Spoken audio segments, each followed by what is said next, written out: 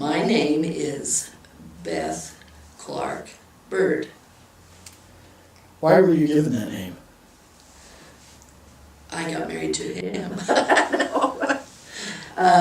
You want to know how I was given that name? You can't ask questions all the time. Can we? Or no? Makes it harder. Okay. This is a letter that my grandmother gave to me when I was 14, and she gave me also this bracelet that she wanted me to have, but let me just go ahead. Oh. You need to hold that up, because... Oh. Let's see, we'll have to insert a photo or something of it, because you can't really see. Anyway, this is what she wrote to me when I was 14, and she gave me the bracelet, but this tells how I was named. Let's see. Please keep it for a keepsake from me. Happy birthday when it comes. Dear Beth, this is a bracelet that a man and lady gave me years ago. It isn't a 10-cent one. It cost quite a bit of money. I nursed the lady in Idaho Falls. Your mother will tell you her name, but she goes ahead and tells it anyway. Her name was Renee Ball. We went to school together. When we were 6 years old, her husband bought my Uncle Charles Berry's store at Idaho Falls. That was when I got it. When we first moved in the house Rex Cutler lives in, you were named Beth, a name I always wanted to be called. When you made your first cry, said to your mother, makes me cry, here's my Beth. I love you. This is for your birthday when it comes along. I have had it 33 years. Please wear it for me sometime. Love, Grandma. That's how I was named. So, who were your parents? What were they? My parents are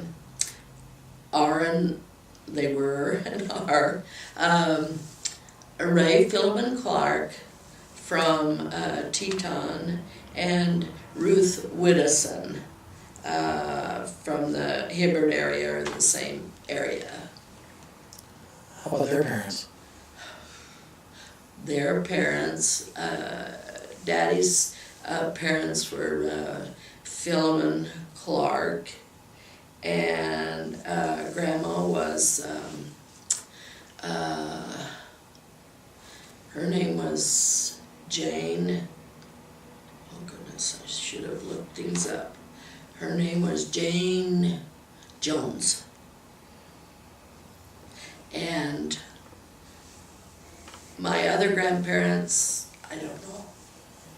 I didn't have any interaction with any others but Grandpa and Grandma Clark, and then Grandpa and Grandma Widdowson. And my Grandma Widdowson was, her name was Jane, Elizabeth Jane. And then my grandfather was Robert Wilding Widdowson. I know one thing that I always remember about my Grandpa Widdowson. Every time they lived here in Rexburg, right across from Evans Ice Cream Store. And so every time we came, we'd go there to get ice cream. They were just, so close. And anyway, every time I would come, my grandpa would, he'd say, now you got to come out here, you've got to learn how to tie this knot. So every time we went, we'd get instruction on how to tie knots, but I don't remember a thing about it. And Grandma Widdowson was a nurse, and she worked with Dr. Sutherland, and they had that little hospital right above, I don't know which store is there now, but it was right on College Avenue, kitty cornered from Porter's right now, and that's where she worked, and she was a very kind lady. But one thing she did not like when we came to visit, she could not stand if we got honey anywhere, because she couldn't stand to have honey on her arms. And but she was a good lady. And then with Grandpa Widdison, he was a sheep herder. So we would go up on the farmland when he was there with the sheep, and he would cook us food, and he also he had his dogs to help take care of the sheep. And this one time, we weren't there, of course. This one time, a bear came into its camp, and so he had to shoot it. And then I remember the bear rug all the time that I knew them. They had it on their floor. And anyway, and then too with Grandma Widdison. This is part of my growing up. Of course, she would always give us our shots and so forth. And she had to chase me around the operating table. That's how tiny the hospital was. She had to chase me around the operating table to give me a shot. And I do remember that. We also had our tonsils out in that little hospital, and it was that was the time when they just had ether, and I recall how terrible that tasted and the smell. And we both had our Larry, who is my sister, Larry Smith. We had our tonsils out at the same time, and we were in the same little room. And anyway, and then after we finished there, we went to Grandma's to stay a while. And the first thing that we really wanted was canned tomatoes on those sore tonsils area. But anyway, who took care of me when I was a child? I think it was my mom all the time. But of course we had, I was the twins were the last to be born, Brent and Brenda, and then I was before they were, and so we had siblings that were older, so I imagine they helped along the way. And I remember one time when I was little, I had tonsillitis so bad that I would kind of go into I don't know, not quite there. And so this one time I remember, and I don't know how I got to the living room, but Carolee had just came, my sister Carolee Harris had just come home from a date. And then she gave me hugs and helped me back to bed. And so I think all in all, I'm sure all the older ones got to be able to help take care of the littler ones. Oh, my siblings are Little Ruth. She was called Little Ruth because my mom being Ruth, that she was called Little Ruth. And anyway, she, being the oldest, of course, she, when she was,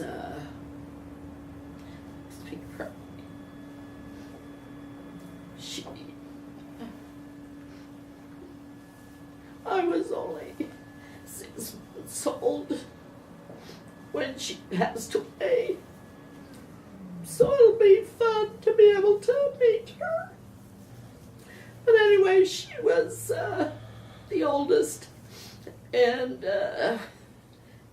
anyway, and then there was Ray. And then there was Glenn. And then there was Carolee. And then there was Laree. and then there was me, and then Brent and Brenda. What was going on during when I was born and part of during when I was young, it was the war, Second World War. Anyway, I remember that. I remember looking at the ration cards for sugar. You just have to use one of those little tiny little things you tear out. I don't even know how much sugar you got for that little thing, and I do remember that, of course, TV wasn't available at that time, and we would listen to the radio a lot. Some of the old-time fun ones, like there was one like Gangbusters, I don't know, I can't remember, and we'd have to listen to it each week, and that was fun.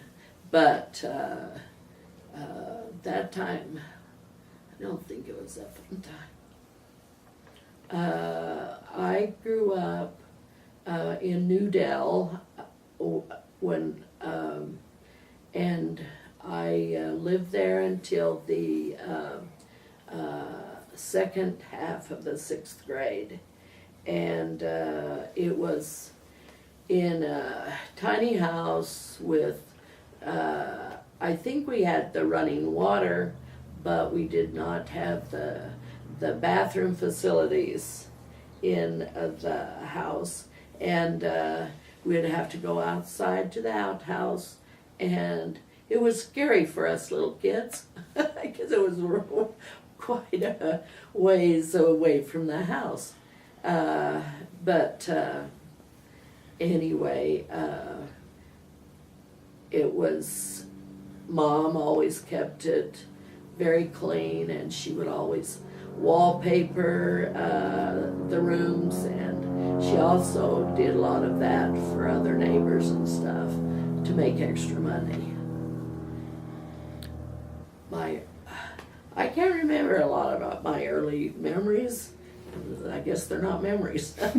Anyway, my sister Laree can remember much more than I can. But let's see. I do remember, of course, as children, and it being as Idaho, getting lots of snowbanks, and we would always, and there were several potato pits in New Dell, because that's what the farmers would grow and wheat and so forth. But we would bundle up, and we would go out onto one of these spud pits and sleigh down, and we didn't care how cold we got. We just stayed out there for a long, long time. And then also, I can remember going to the store. I think it was the year 1949. We had such a terrible, terrible winter, and the snow was as high as the store's roof, and we'd have to slide down into the store to buy our groceries. My parents were not really strict. We'd have to mind and all that kind of stuff, but we didn't have, I can't remember really harsh words or anything like that. I remember I leaned on a rocking chair that Mama just got, and I kind of broke it.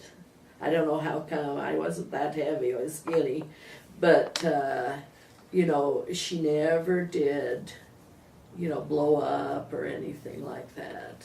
And Daddy, I can't remember him getting mad at me. But I do remember my mom chasing Glenn and Ray with the broom when they started to fight. In my first home, which was in New Dell, Idaho, as I said before, we did not have the inside toilet.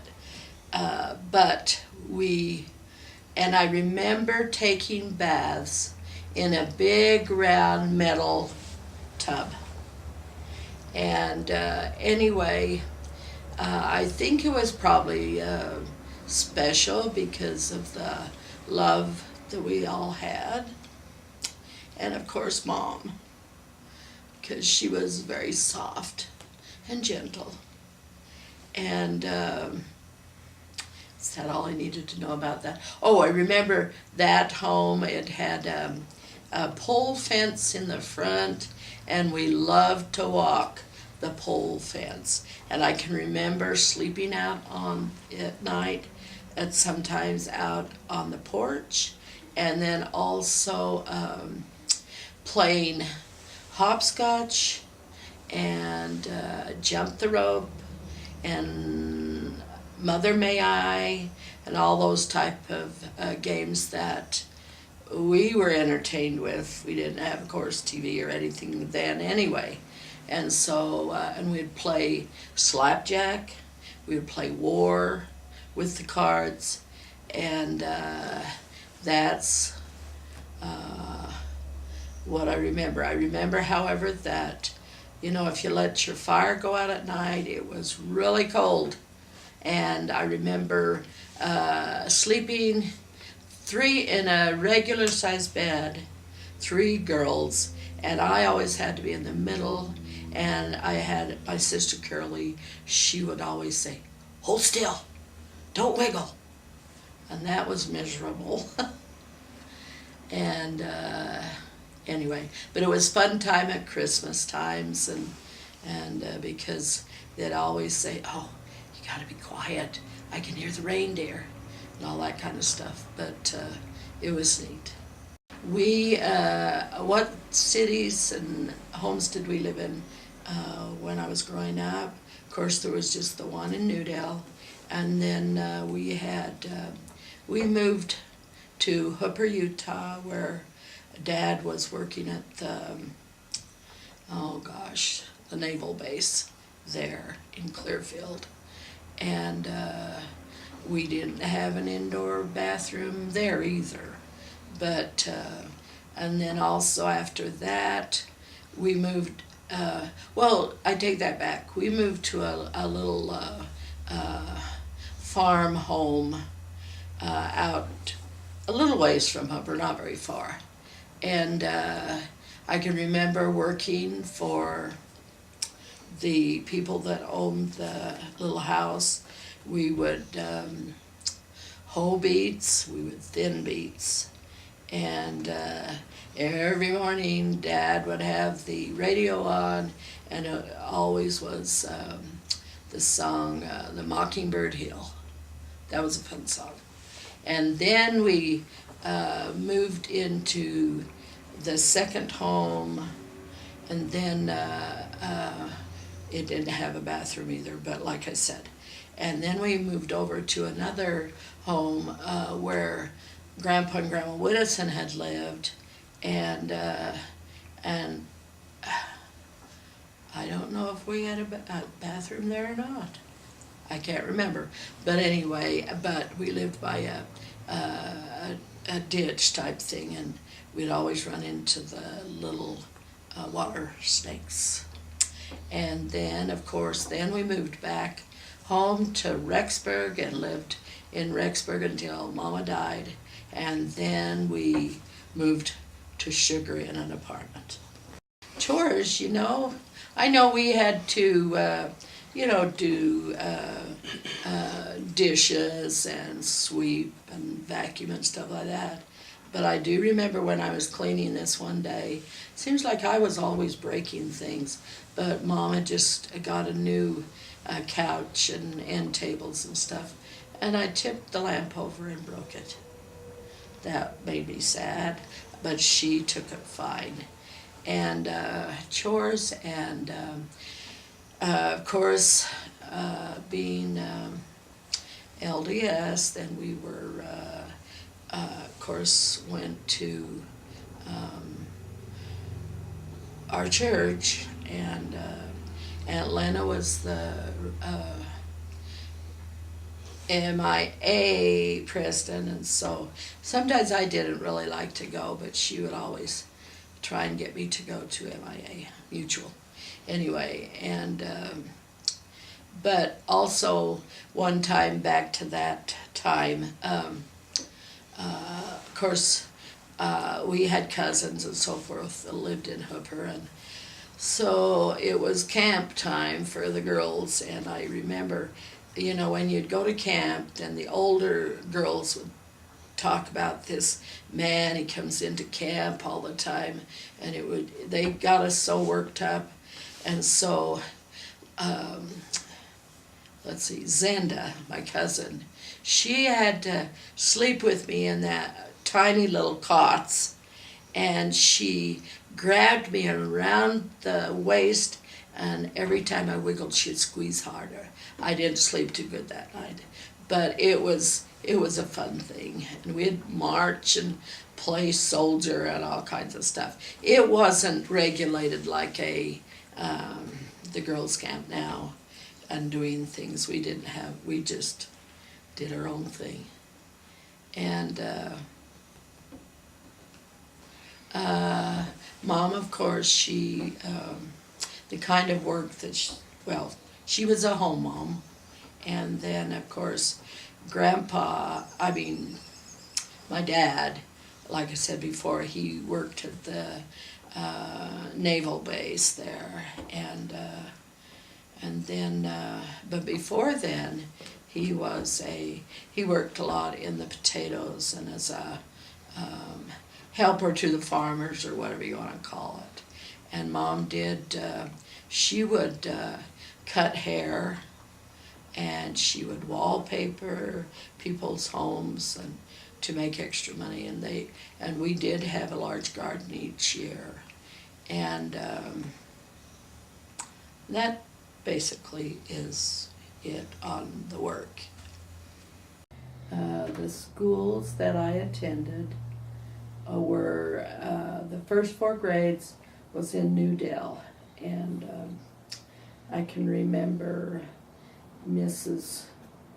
Chantrell, and I can see the other teachers, and I can see her in a green dress, and she was a redhead, but I cannot remember her name.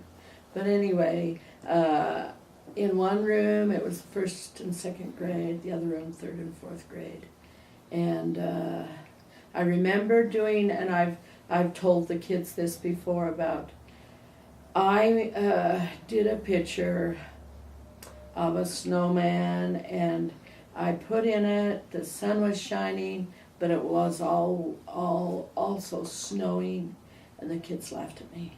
But since then, every time that happens, I say, see, it does snow when the sun's shining.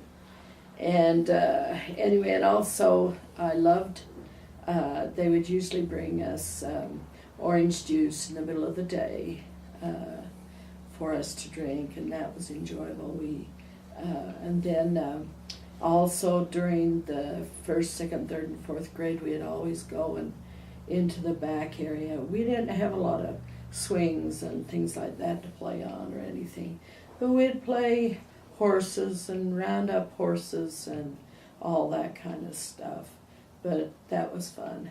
And then I remember one time, I think in the 3rd or 4th grade, I remember, of course, you're not supposed to chew gum, and I had some bubble gum, and so I took it out of my mouth, and you know how you start wiggling it around on your fingers, and pretty soon it was so sticky, and I couldn't really get it off my hands, but I must have. And then also recess, of course, like it was fun. Now, during the 1st, 2nd, 3rd, and 4th grades, I liked the teachers. So, and I remember I've got a picture, maybe we'll put it in with this video, of when they took the class picture, and of course there weren't very many in the class, each class, but I remember the photographer said to sit up straight. I sat up straight and everybody else crunched down. So, but I was sure straight, and I was, of course, like I've said before, I was tall too, so anyway. But as far as liking the teachers in those grades, I liked them. And then I can remember, of course, always, walking home, and just like kids do during the winter, I'd walk right straight through the mud puddles. And anyway, but it was always nice to have a mom at home when you got home. And then the next school, I went to the school, what was the name of it, can you remember? By your house. Oh, I don't know what the name was. Anyway, and it was right across from where Dick lived. And I do remember, I'd have to ride a bus, of course, and I do remember seeing the twins walking home. Little did I know that I'd end up with one of them. And but anyway, I can't remember all the teachers that I had there, but it was just for the 5th grade. And then the 6th grade, we had to go out to Moody.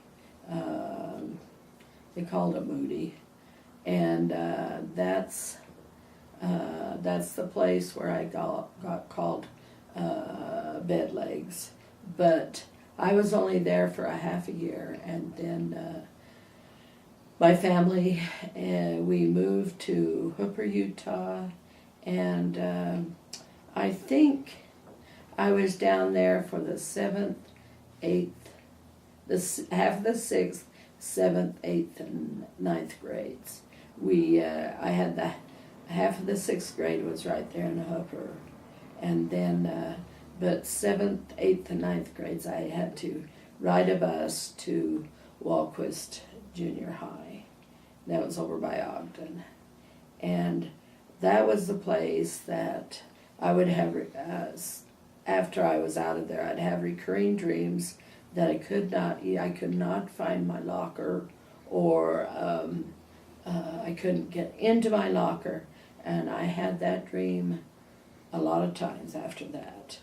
And then my sister Laree, she wanted to go back to Walquist.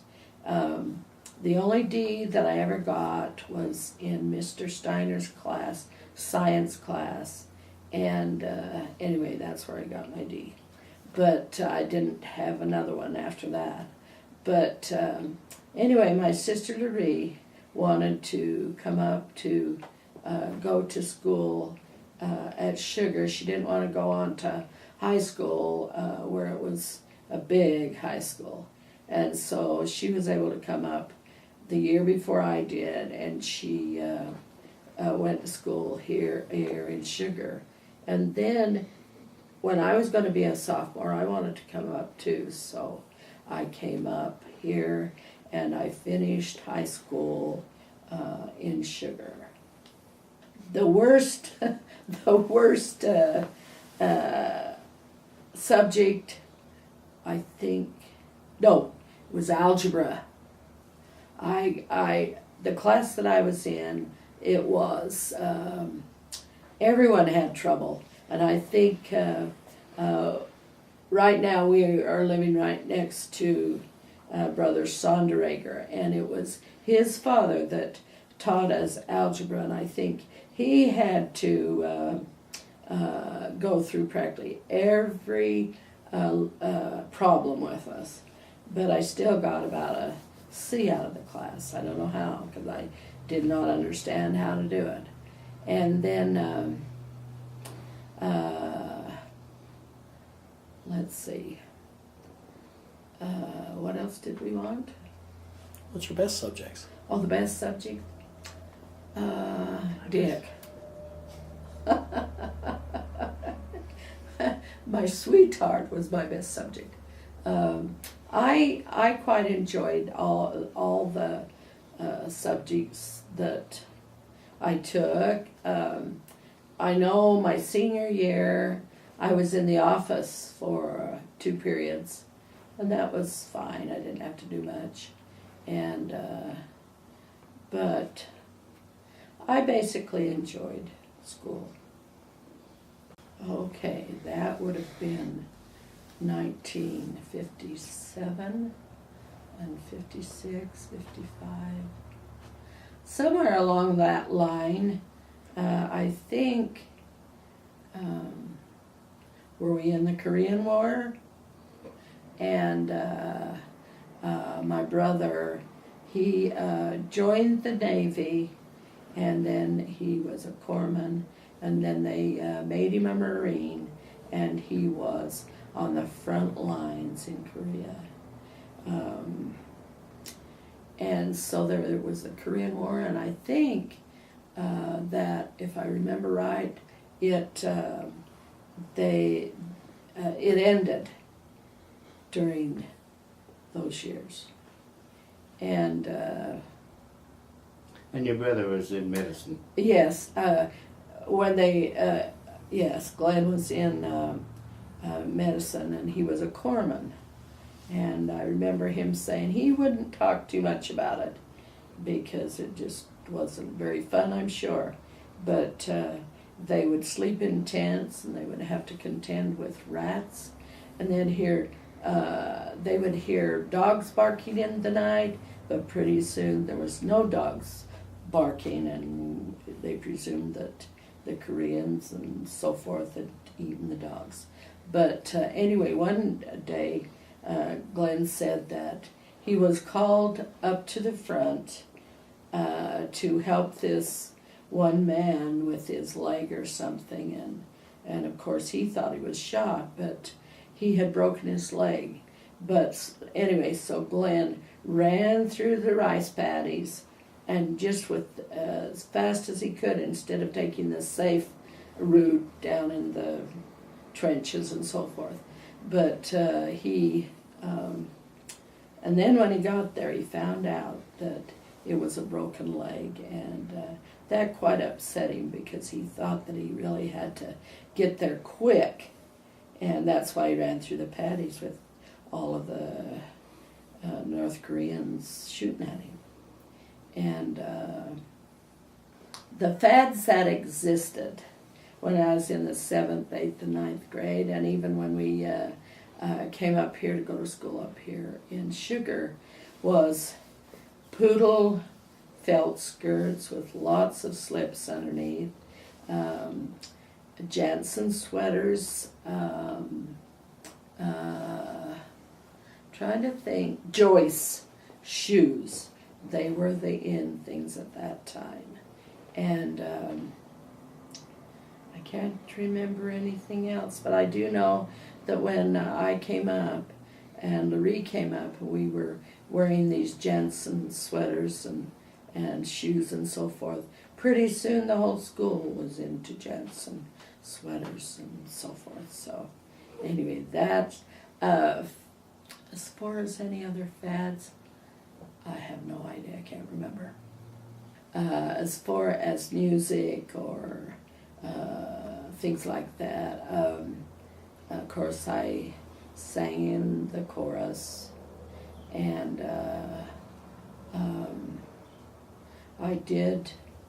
I was the main lead in one of the plays, but boy, after I thought, oh my goodness, what have I got myself into, because I had so many parts to memorize, and that was hard. And I know, I think I had several favorite songs because I was dating Dick, and I think one of them was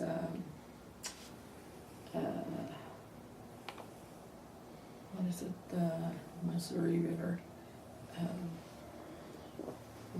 can't remember the whole title, but there were several of the songs of the day that I really liked, and when they come out, when I hear them even today, then I can recall dating back in high school.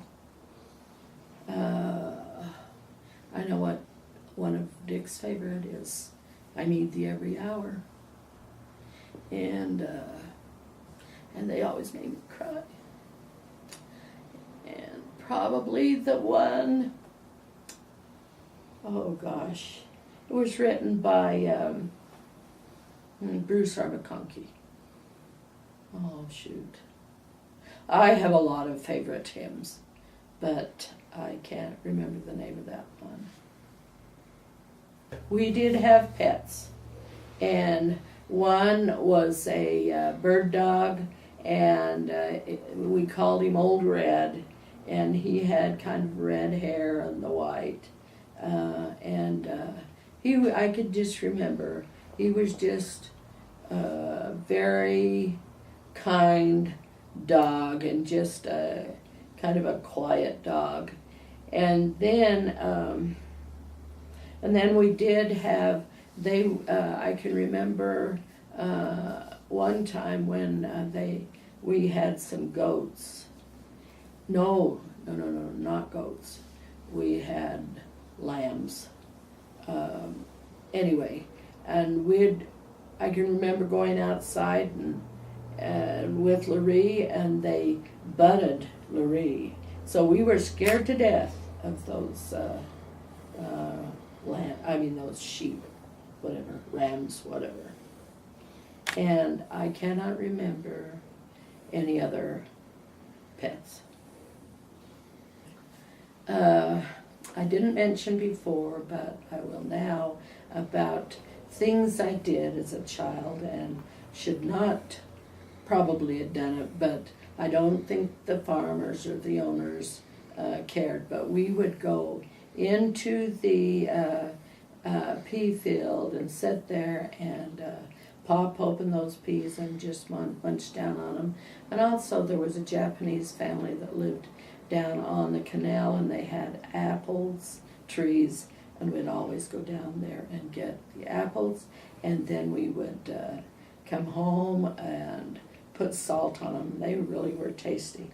And let's see, I know there's other things. Should I add them now or not? Yeah. Okay. Okay, I remember when we lived in New Dell, and things that happened to me, and one of the things that did happen was, we would play horses and play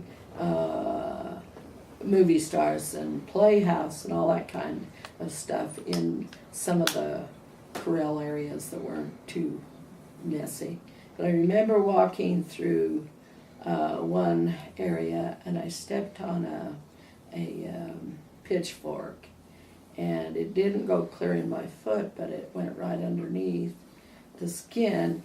And so I remember one of the neighbors, Mrs. Nyber, she got me and she rinsed it out and bandaged it and so forth. But we did do a lot of that type of playing up there. Getting on top of the roofs and looking at the clouds and finding things, shapes in the clouds. And I think that's probably